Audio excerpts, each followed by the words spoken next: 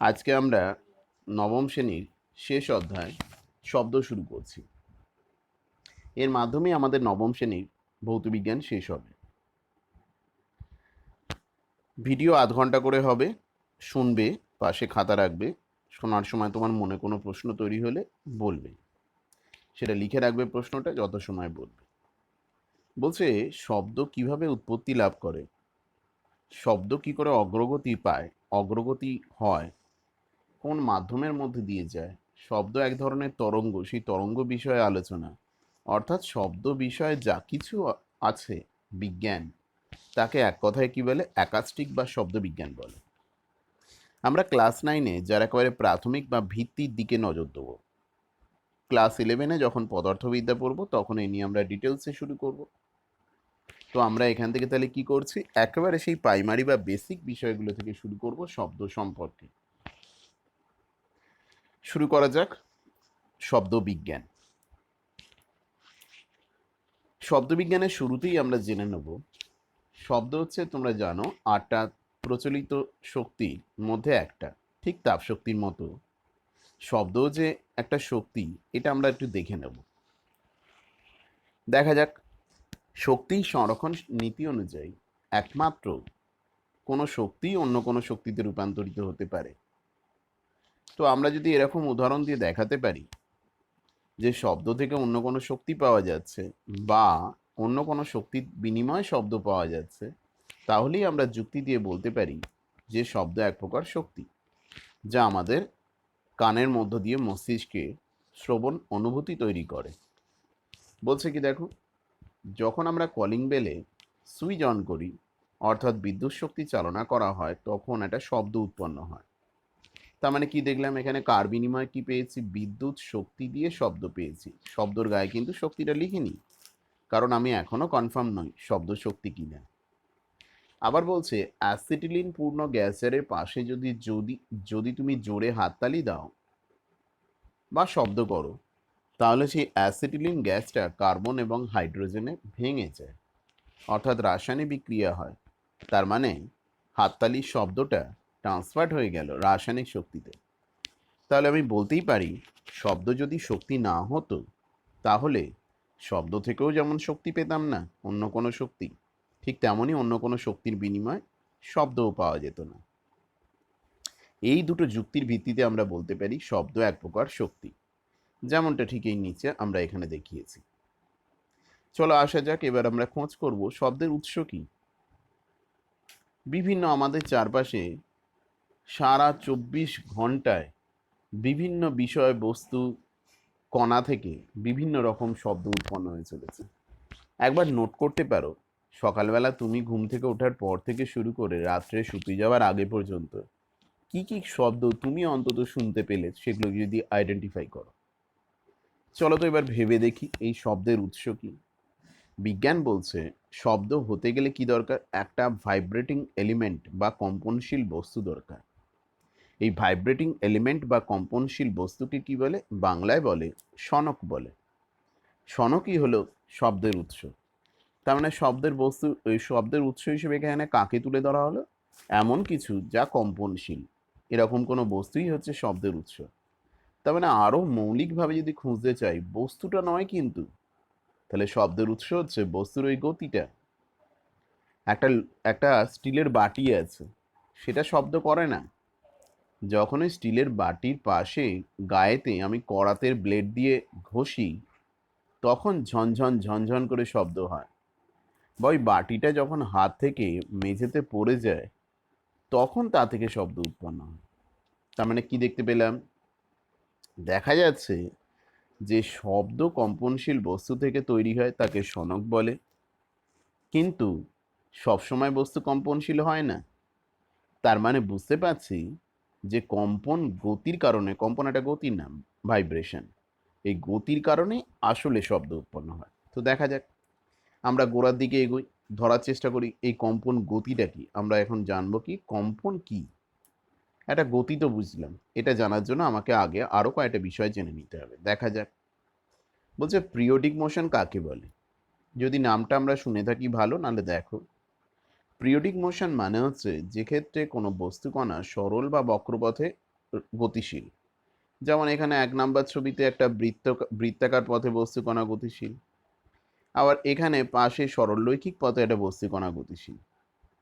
1 number চিত্রে একটা বস্তুকণা এ থেকে যাত্রা শুরু করে ক্লকওয়াইজ আবর্তন করে প্রত্যেকবার টি সময় অন্তর অন্তর আবার এতে ফেরত আসছে এবং বারবার বারবার এইভাবেই আবর্তন করে যাচ্ছে।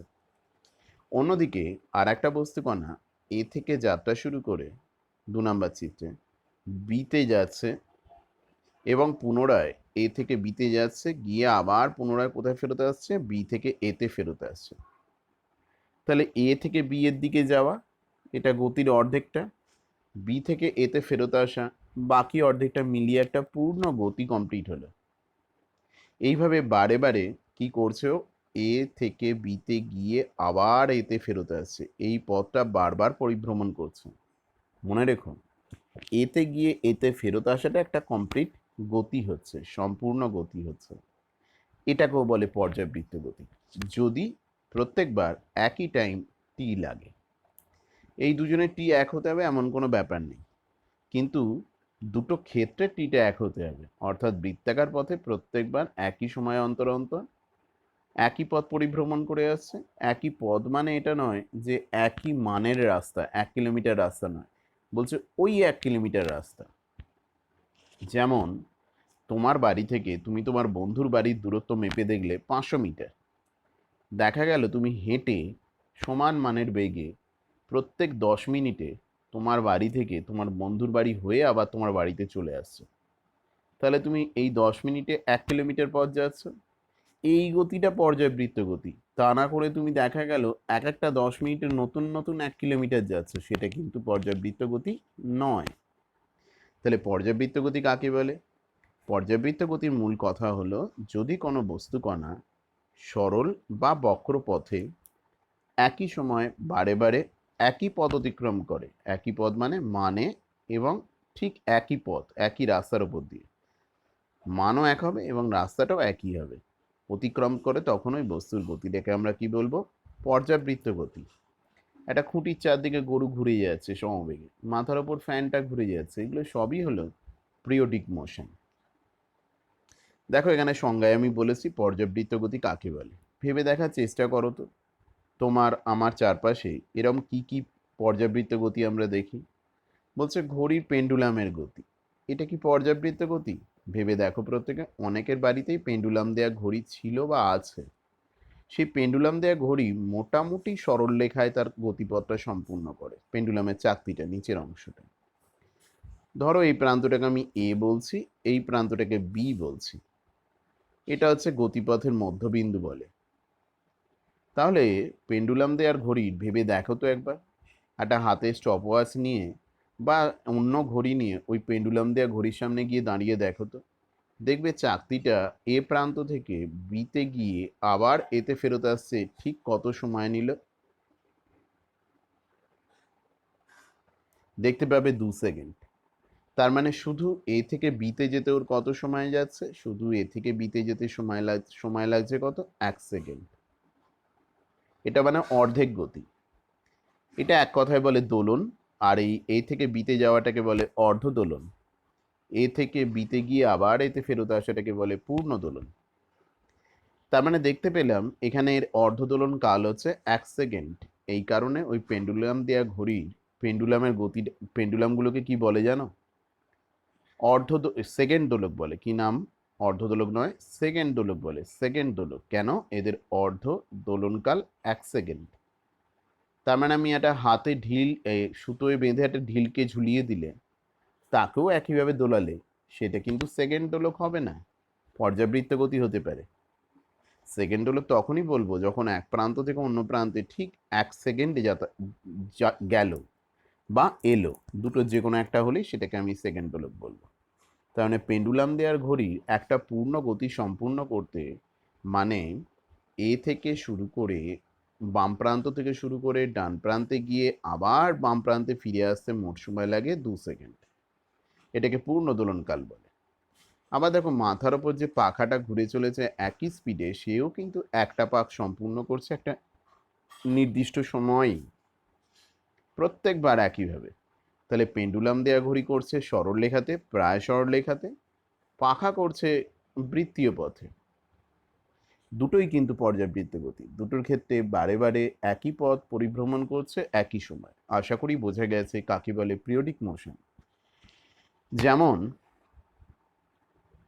সব ক্ষারকই ক্ষার হয় না, ঠিক তেমনই ক্ষার হচ্ছে কি, ক্ষারকের একটা বিশেষ পর্যায় বা অংশ, যারা যারা তোমার কি হতে পারে, যারা জলে দ্রবীভূত হতে পারে। তাহলে যে সকল ক্ষারকগুলো জলে দ্রবীভূত হতে পারে, কেবলমাত্র ক্ষারকের সেই অংশটাকে আমরা ক্ষার বলি। ঠিক তেমনভাবেই পর্যাবৃত্ত গতির একটা বিশেষ পার্ট রয়েছে, এটাও কিন্তু পর্যাবৃত্ত গতি। সেই বিশেষ পার্টটার নাম কি বলে? রৈখিক সরল দোলগতি। 9-এ আমরা শুধু সরল দোলগতি বলে উল্লেখ করতে পারি। আসলে এটা দুরকম, রৈখিক সরল দোলগতি আর কৌণিক সরল দোলগতি। যাতে ভুল না বোঝো তাই নামটা বলে রাখলাম, কিন্তু তোমরা সরল দোলগতি বলতে যা বোঝো ক্লাস 9-এ এইটাকেই বোঝায়। কৌণিকটা আমরা পরে উঁচু ক্লাসে শিখব। আসলে ওই পেন্ডুলামের গতি যেটা বলে এলাম, জেনে রাখো এটা হচ্ছে এই রৈখিক সরল দোলগতি বা শুধু সরল দোলগতি। তোমাদের রৈখিক বলার দরকার নেই। মাথায় রেখো এর দুটো ভাগ, আমরা যেটা নিয়ে আলোচনা করছি এটা রৈখিক। ইংলিশের নাম কি? Simple harmonic motion. কি বলে এটাকে? Simple harmonic motion. শর্টকাট নাম কি? শর্টকাট নাম হচ্ছে SHM, simple S harmonic motion. তো এটা কিন্তু একটা পর্যাবৃত্ত গতি, মানে একটা ক্ষারকের মতোই, কিন্তু a special type of periodic motion, একটা বিশেষ ধরনের পর্যাবৃত্ত গতি। তাই এর নাম কি? এর নাম হচ্ছে সরল দোলগতি। তার মানে পর্যাবৃত্ত গতি যা যা বৈশিষ্ট্য সবকটাই কিন্তু এর মধ্যে রয়েছে, ইন এডিশন নতুন কয়েকটা বৈশিষ্ট্য রয়েছে। পর্যাবৃত্ত গতিতে গতিপথ কেমন হতে পারে? আগের পাতায় দেখে এলাম, সরল বা বক্ররেখা হতে পারে। কিন্তু এখানে গতিপথ কি হবে? শুধুমাত্র সরল রেখা। 2 নাম্বার, পর্যাবৃত্ত গতিতে ত্বরণ থাকতেও পারে নাও থাকতে পারে, শুধুমাত্র বারবার একই পথ একই সময়ে ঘুরে এলেই হলো বা গতিশীল হলেই হলো। বলছে না, এখানে ত্বরণ থাকবেই, এবং সেই ত্বরণটা কি হবে? সর্বদা গতিপথের মধ্যবিন্দুর দিকে হবে। এই মধ্যবিন্দুর আর একটা বিকল্প নাম কি বলে? সাম্যবিন্দু বলে। সেটা আমরা যুক্তি দিয়ে বলছি। আর কি বলছে? ত্বরণটা হচ্ছে প্রত্যেক মুহূর্তে সরণের কি হবে? সমানুপাতিক হবে। সরণ বলতে আমরা নিউটনের চ্যাপ্টারে যে সরণ পড়েছি তার সঙ্গে এই সরল দোলগতির সরণ কিন্তু একটু আলাদা, নিচের ছবিতে আমরা দেখাচ্ছি, বলবো। তো চলো দেখা যাক।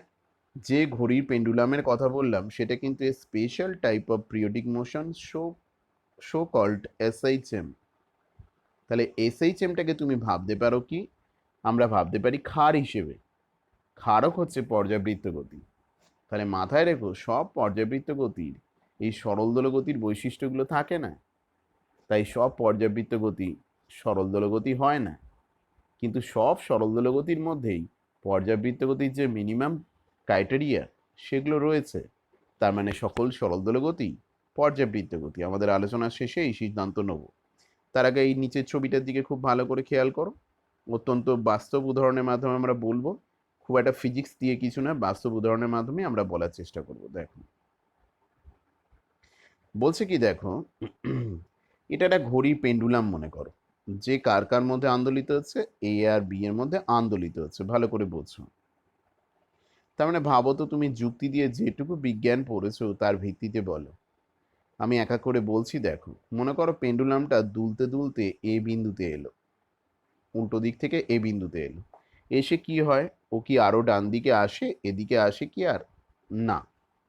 তার মানে এতে এসে ওর কি হয়? বেগটা কত হয়ে যায়? এতে এসে ওর বেগটা থেমে থেমে যায়, মানে শূন্য হয়ে যায়।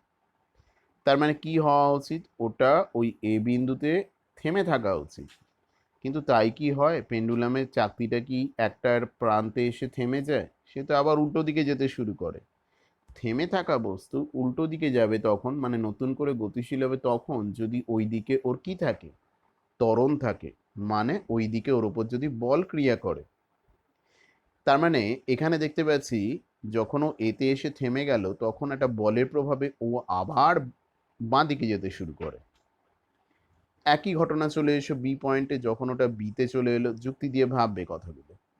দেখেছি বি এর বাঁ দিকে ও আর আসে না, তার মানে বিতে ওর বেগটা শূন্য হয়ে গেলে অল্পক্ষণের জন্য ওর বেগ থেমে যায়, কিন্তু তারপরে আবার এর দিকে যেতে শুরু করে। তার মানে আমি বলতে পারি ওর ওপর বল ক্রিয়া করছে ওই বি বিন্দুর ডান দিকে, বা ত্বরণ আছে এই কারণে।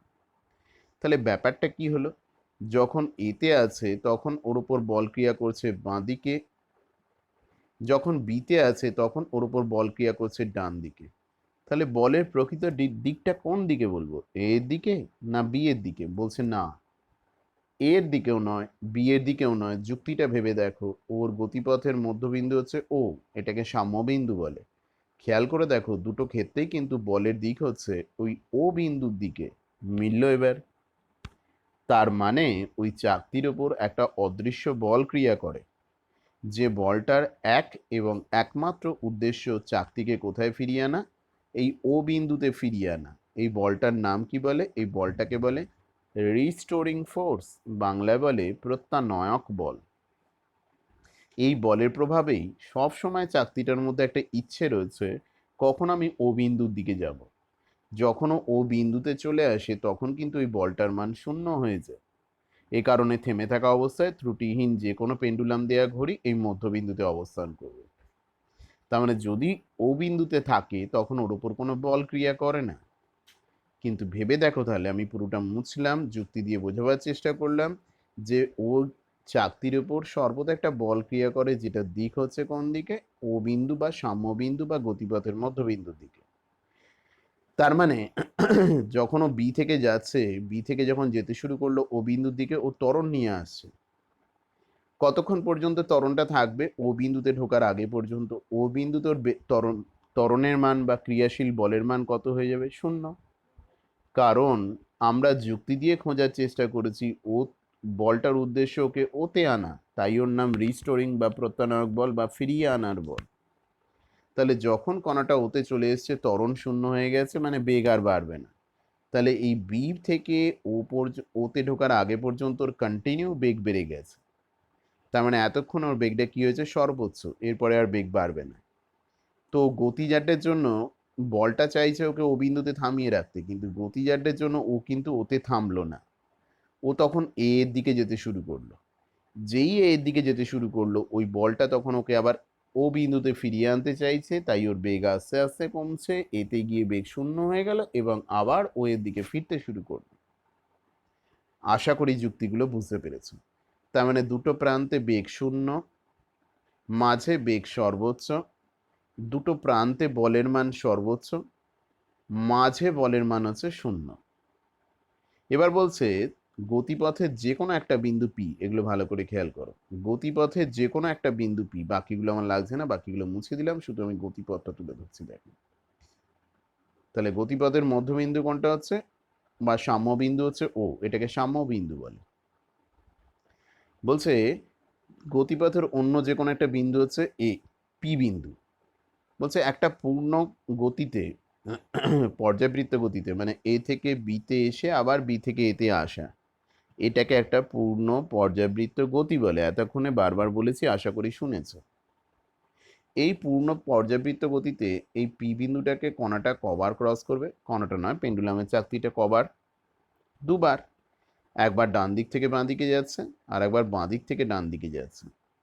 তো যখন এই চাকতিটা পি বিন্দু ক্রস করে যাচ্ছে, যেদিকেই যাক না কেন সেটা আমার দেখার দরকার নেই, তখন ওর সরণ কত বলবো? এখানে সরণ কিন্তু কোত্থেকে শুরু করেছে নয়, এই সরল দোলগতির ক্ষেত্রে সবসময় সরণ মাপা হবে কোত্থেকে? গতিপথের মধ্যবিন্দু থেকে ওই মুহূর্তে কত দূরে আছে, গতিপথের মধ্যবিন্দুতে স্কেলের জিরো দাগটা বসবে, x equal to zero, x অক্ষ বরাবর ধরে বলেছি।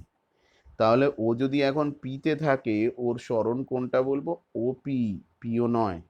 তাতে ও তাতে ও ডান দিকে যাক অথবা বাঁ দিকে যাক আমি দেখব না। কি বললাম? তাহলে এই গতির ক্ষেত্রে, সরল দোলক গতির ক্ষেত্রে সরণ বার করার নিয়ম কি? সর্বদা ও যখনই যেখানে যে মুহূর্তেই গতিপথের কোনো বিন্দুতে থাক না কেন, সাম্য বিন্দু থেকে ওই বিন্দুর দূরত্ব এর মাধ্যমে সরণকে মাপা হবে। তাহলে যদি কখনো কিউতে থাকে, তখন ওর সরণ কত বলবো? একদম ঠিক, ও কিউ। তাতে ও যদি এদিকে আসে তাও বলবো, কিউও বলবো না। নিউটনের চ্যাপ্টারের থেকে এইটুকু আলাদা।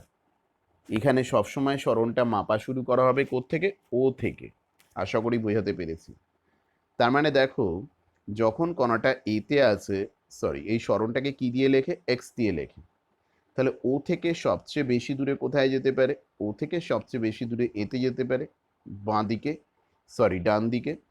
আর বাঁ দিকে কত দূরে আসতে পারে? সবচেয়ে বেশি দূরে বিতে। এই যে সাম্যবিন্দু থেকে গতিপথের সর্বোচ্চ যে সরণ, এই সরণগুলোকে কি বলে জানো? অ্যামপ্লিচিউড বলে, বাংলায় বলে বিস্তার বলে। এটাকে কি দিয়ে লেখে? প্লাসে মাইনাসে, অ্যামপ্লিচিউড। বাংলায় কি বলে? বিস্তার বলে। কতগুলো পরপর শব্দ আমরা শুনে যাচ্ছি। তাহলে খেয়াল করো, এখানে সংজ্ঞাগুলো লেখা আছে, আমি ভাষায় বলে যাচ্ছি, বুঝবে, পরে পাতাগুলো উল্টে দেখবে। তাহলে কি কি বলেছি আমরা এখানে? পরপর বিষয়গুলো খেয়াল করবে। তাহলে গতিপথের কোনো একটা মুহূর্তে, গতি কোনো একটা মুহূর্ত কোনো একটা বিন্দুতে আছে।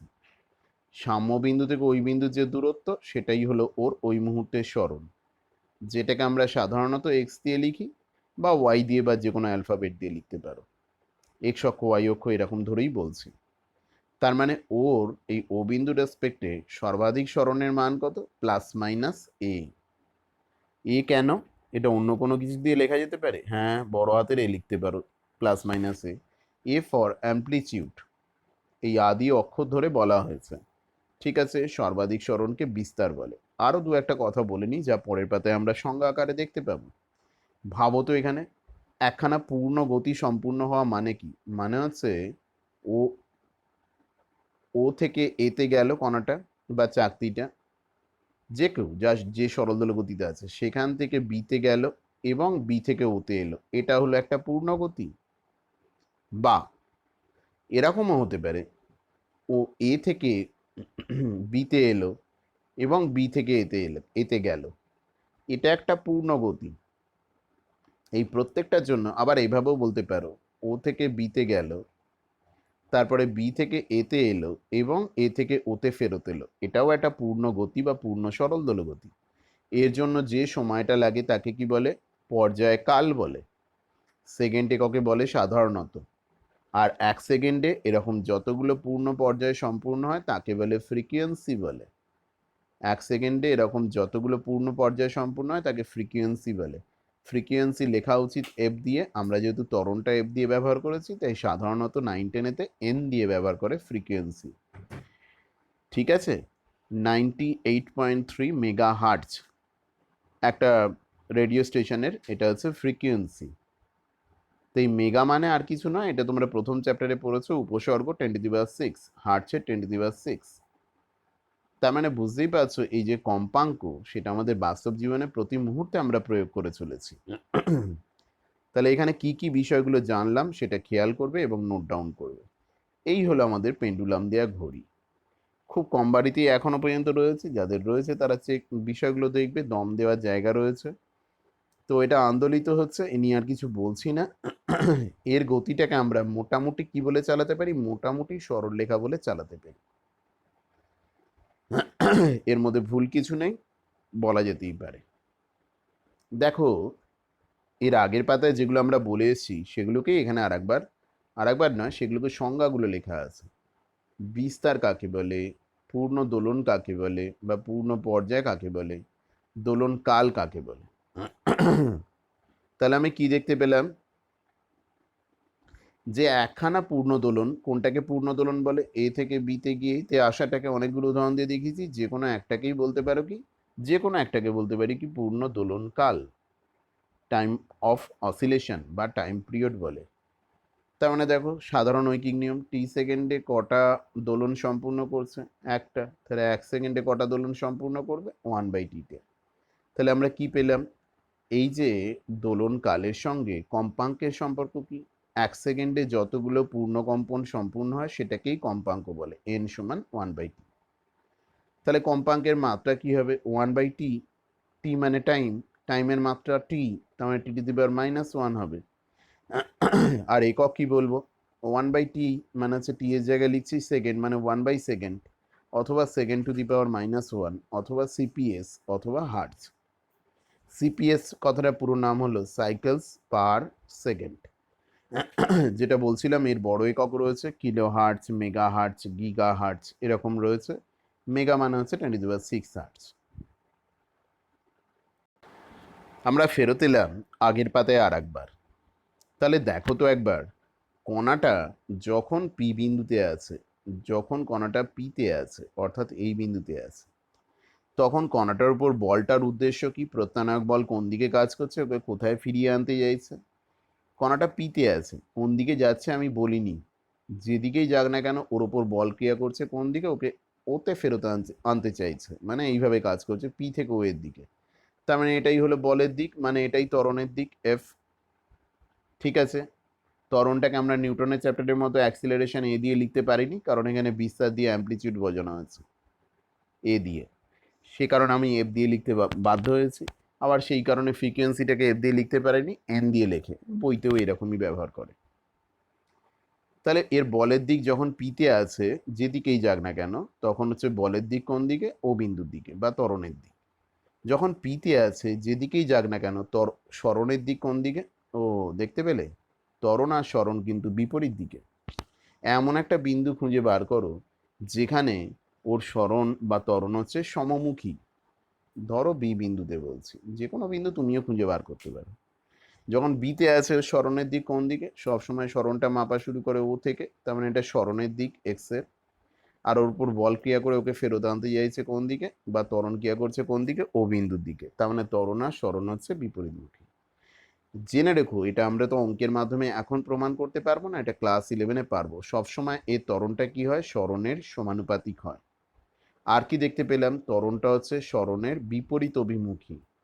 তার মানে দুটো কথাকে যদি একসাথে লিখি, এ প্রপোর্শনাল টু -x, তার মানে যে পর্যাবৃত্ত গতির ক্ষেত্রে গতিপথ স্ট্রেট লাইন হবে, বৃত্তাকার নয়, বক্ররেখা নয়, যে পর্যাবৃত্ত গতির ক্ষেত্রে গতিপথ স্ট্রেট লাইন হবে এবং সরণ ত্বরণের সমানুপাতিক আর বিপরীত অভিমুখী হবে, একমাত্র সেই পর্যাবৃত্ত গতিগুলোকে আমি কি বলে ডাকতে পারি? সরল দোলক গতি। চলো আমরা ফিরে যাই আমাদের যে চ্যাপ্টারে, এই যে পাতায় কাজ হচ্ছিল, যে 4 নাম্বার পাতায়। তার মানে আমরা কোন সিদ্ধান্তে পৌঁছতে পারি? এটাই, যে সকল সরল দোলগতিই হলো পর্যাবৃত্ত গতি। কারণ পর্যাবৃত্ত গতির যে বৈশিষ্ট্য, বারবার একই সময় অন্তর অন্তর একই পথ পরিভ্রমণ করবে। এ থেকে যাওয়া শুরু করেছিল, আবার এতেই ফেরত এলো। ঠিক 2 সেকেন্ড হোক, যার ক্ষেত্রে যা যেমন সময় লাগে, সেটা কি বলেছি আমরা? টি সেকেন্ড বলেছি। এটাকে কি বলে? পর্যায়কাল। পেন্ডুলাম দেওয়া ঘড়ির ক্ষেত্রেই পর্যায়কালের মান 2 সেকেন্ড, সবার ক্ষেত্রে নয়। কিন্তু ভেবে দেখো, সকল পর্যাবৃত্ত গতি, ক্যারামের ঘুঁটিকে মারা হলে সেটা বোর্ডের গায়েতে ধাক্কা খেয়ে বারবার ডাঁয়ে বাঁয়ে হয়ে তারপর থামে। মাথার উপরে ফ্যানটা, সেটাও পর্যাবৃত্ত গতিতে। কিন্তু এগুলো কোনোটাই কিসের উদাহরণ নয়? সরল দোলগতি নয়। কারণ সরল দোলগতির যে বাকি বৈশিষ্ট্য, ত্বরণ সরণের সমানুপাতিক ও বিপরীত অভিমুখী, এই বৈশিষ্ট্যগুলো, আর হচ্ছে গতিপথ সরলরেখা হবে, সমস্ত পর্যাবৃত্ত গতি এই বৈশিষ্ট্যগুলো মানে না। তাই আমরা কি বলবো না? যে সকল পর্যাবৃত্ত গতি কিন্তু সরল দোলগতি নয়। চলো আমরা আরো কয়েকটা বিষয় দেখে নিই। নতুন দুটো শব্দ আমরা শুরু করব। তাহলে আমরা কি বলেছিলাম? শব্দ একটা শক্তি, আর তার কি খুঁজতে শুরু করেছিলাম? শব্দের উৎস কি? বলে কম্পনশীল বস্তু। পরে দেখলাম না না, কম্পনশীল বস্তু নয়, আরো ভালো করে বললে বস্তুর ওই গতিটা, অর্থাৎ কম্পন। এবার শোনো, কম্পন কিন্তু আসলে একটা সরল দোলগতি। কেন আমরা হঠাৎ করে পর্যাবৃত্ত গতি সরল দোলগতিকে আনলাম? এই সরল দোলগতির আবার দুটো ভাগ বলতে পারো। ভাগ ঠিক নয়, একটা পার্থক্য আছে দুটো শব্দের মধ্যে। দোলন হচ্ছে একটা সরল দোলগতি, ইংলিশে বলে অসিলেশন। কম্পন হচ্ছে, যেটা আমাদের আলোচনার বিষয়, সেটাও একটা সরল দোলগতি, যেটাকে ইংলিশে বলে ভাইব্রেশন। তুমি যখন গরমে ফ্যান কারেন্ট না থাকলে খেতে বসো, মা তোমাকে ফ্যান দিয়ে, পাখা দিয়ে হাওয়া করেন, তখন হাত পাখাটা কি হয়? কাঁপে না দোলে? কি বলি আমরা? হাত পাখাটা হচ্ছে দোলে। কিন্তু মশার ডানা কি হয়? কানের পাশে আমাদের কি হয়? কাঁপে। আমাদের গলার শর্থলি কি হয়? কি বলি? কাঁপে। তাহলে যারা এরকম সরল দোলগতিতে রয়েছে, তাদের ক্ষেত্রে আমরা দুটো কথা ব্যবহার করি। একটা হচ্ছে কম্পন বা কাঁপা, আর একটা হচ্ছে দোলা। এই দোলন আর কম্পনের মধ্যে দুটোই কিন্তু মানে একই সরল দোলগতি। তাহলে পার্থক্যটা কি? পার্থক্য একটাই, কি বলতো? কম্পাঙ্কের পার্থক্য। যে ধীরে ধীরে সরল দোলগতি সম্পন্ন করে অর্থাৎ কম্পাঙ্ক কম তাকে বলে দোলন, আর যাদের কম্পাঙ্ক বেশি তাদেরকে কি বলে কম্পন। তাহলে আমরা এতক্ষণে শুরু করে কম্পন কথাটা পৌঁছতে পেরেছি। এবারে এই কম্পাঙ্ক তোমাদের আগেই জানিয়ে দিয়েছি। কম্পাঙ্ক ভেদে আমাদের চারপাশের শব্দগুলো ক প্রকার আমরা একটু শুনে নেব। বলছি কি দেখো, তার আগে জেনে নিই একবার, এই পাতায় এটা শেষ করে নতুন ভিডিওতে আমরা ওই প্রকারগুলো দেখব। কম্পনের কম্পাঙ্ক কেমন হয়? কম্পনের কম্পাঙ্ক যারা সেই সমস্ত কম্পনের কম্পাঙ্ক যেগুলো শব্দ উৎপন্ন করে আমরা শুনতে পাই তাদের কম্পাঙ্ক হয় 20 হার্টসের বেশি, 20,000 হার্টসের কম। তার মানে কি পৃথিবীতে বা বিশ্বে এর বেশি বা কম কম্পাঙ্কের কোনো কম্পন হয় না? হয়তো 20 হার্টসের কম হয়ে গেলে সেগুলোকে আর কম্পন বলে না, সেগুলোকে দোলন বলে, লেখা আছে। আর হচ্ছে 20,000 হার্টসের বেশি হলে তাকেও কম্পন বলে, কিন্তু তা থেকে উৎপন্ন শব্দ আমরা শুনতে পাই না। বোঝা গেল? তাহলে আমরা এখনো পর্যন্ত কি জানলাম বা কতটুকু পর্যন্ত এলাম? সরল দোলগতি, পর্যাবৃত্ত গতি, শব্দ একটা শক্তি, দোলন কম্পনের পার্থক্য, এতটুকু প্রথম ভিডিওতে আমরা জানলাম।